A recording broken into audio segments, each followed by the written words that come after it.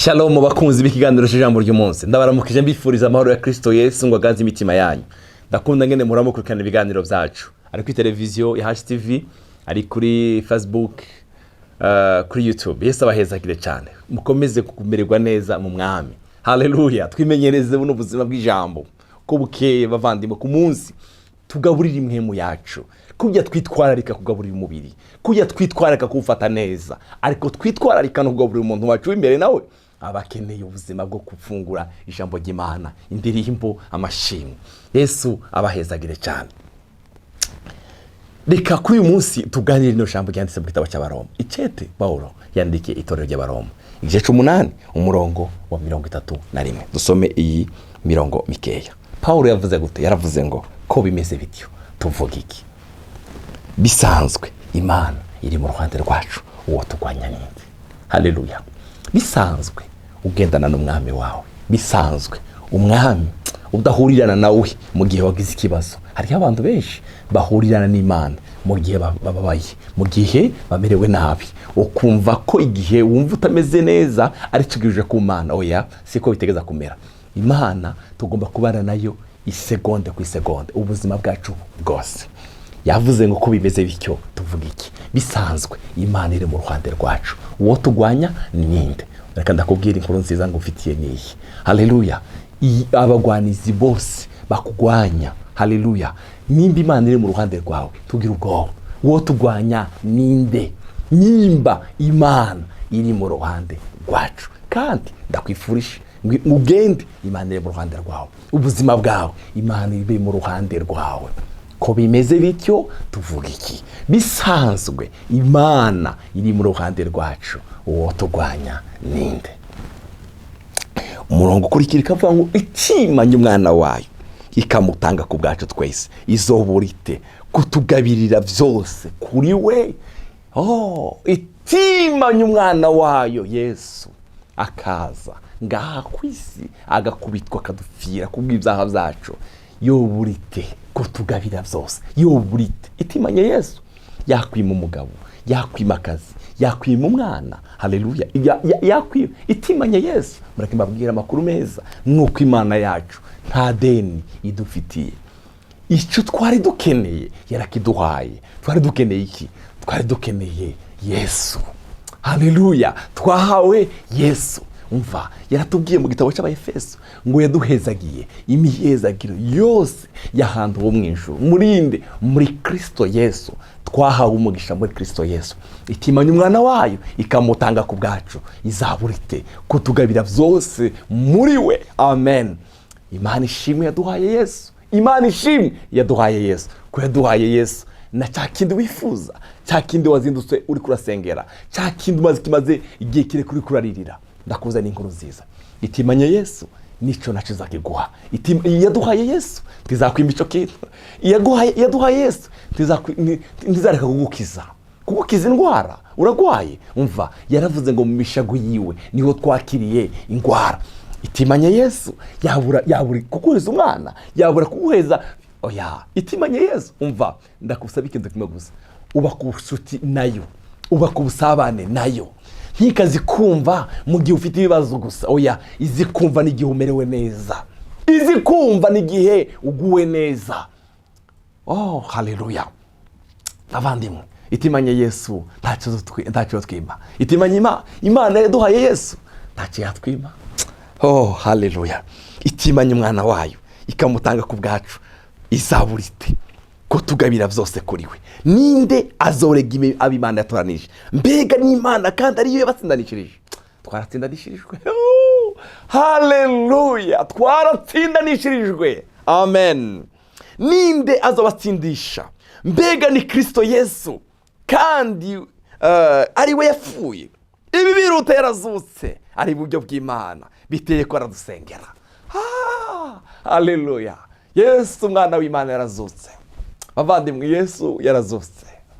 Haleluya. Umunsi Yesu apfa, bajye abantu bamwishe bagiye kwa Pilato, baramubwira ngo uriya muntu yari yavuze ko azuzuka, none duha abasirikare bakomeye bagendeje kurarira imva intumwa ziba ntize kumwiba ngo zibeshe ngo yazutse. ariko Yesu inkuru nziza ndagufitiye, Yesu umwana w'Imana yarazutse. Haleluya. Ngo mu mutwenzi kare kare Mariya na Mariya nyina wundi barirukwanka ngo baje kumva. Haleluya. Baje kuraba imva.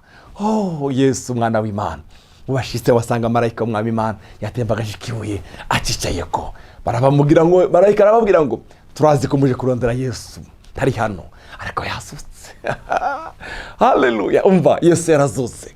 Umva Pawulo ngene yavuze ijambo ryiza we, yavuze ngo ninde azobatsindisha? Mbega ari Kristo Yesu kandi ari wepfuye. Ibiruta gupfa. Yarazutse. Ari iburyo bw'Imana. Ukuye n'ivyo aradusengera. Haleluya. Ukuye n'ivyo aradusabira, aradusengera. Oh, haleluya. Dufite umuntu atuvugira. Ndakunda indirimbo ivuga ngo mwijuru imbere y'Imana mfite umuntu amvugira. Ninde? Niwe Yesu. Haleluya. Mwijuru imbere y'Imana mfite umuntu amvugira. Oh, haleluya. N'umukuru w'abatambyi kandi yitwa Rukundo. Pamya yuko umutima wiyo handitse mu izina ryanje kwamvugira. Haleluya. Umwami wacu azatuvugira. Oh, haleluya. Mwijuru imbere y'Imana ndagufitiye inkuru nziza. Ufite umuntu azakuvugira yitwa Yesu. Ufite gusengera yitwa Yesu. Ahora mvugira. Hari igihe Satani aguhagurukira akakubwira ibi. Umva mwijuru imbere y'Imana mfite umuntu witwa Yesu avugira. Oh, haleluya. Mwijuru imbere y'Imana mfite umuntu witwa Yesu amvugira. N'umukuru w'abatanzi kandi yitwa Rukundo. Oh, haleluya. Pamya yuko mu mutima we handitse mu izina ryanje. Oh, aradusengera. Umurongo wa 35 kavuga ngo ninde azodutandukanya n'urukundo rwa Kristo? Hari igihe umuntu ahura n'ibibazo bitandukanye akavuga ninde azodutandukanya n'urukundo rwa Kristo? Mva yagerageje kuvuga ibintu bingahe. Mbega amarushwa yawe ibyo bibazo urimo bizodutandukanya n'urukundo rwa Kristo? Oya. Mbega n'amarushwa cyangwa n'ibyago cyangwa n'uguhamwa cyangwa n'inzara cyangwa n'ukwambara ubusa cyangwa n'ukuba mwirinde cyangwa n'ingota, niki kizogutandukanya n'urukundo rwa Kristo?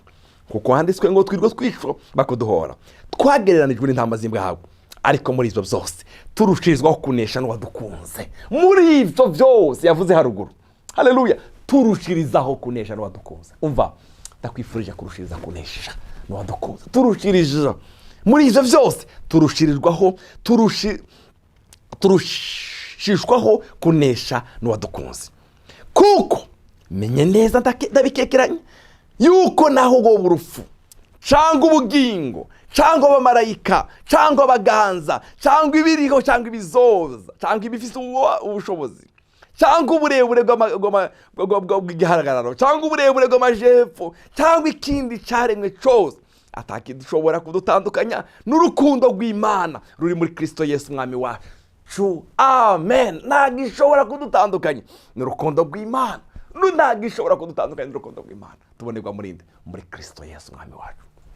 Mukunzi, umva dufite umukunzi azatuvugira, azadusengera. Yarazutse, yarapfuye, ibirushiriza ibyo byose yarazutse, ari iburyo bw'Imana ahora dusengera.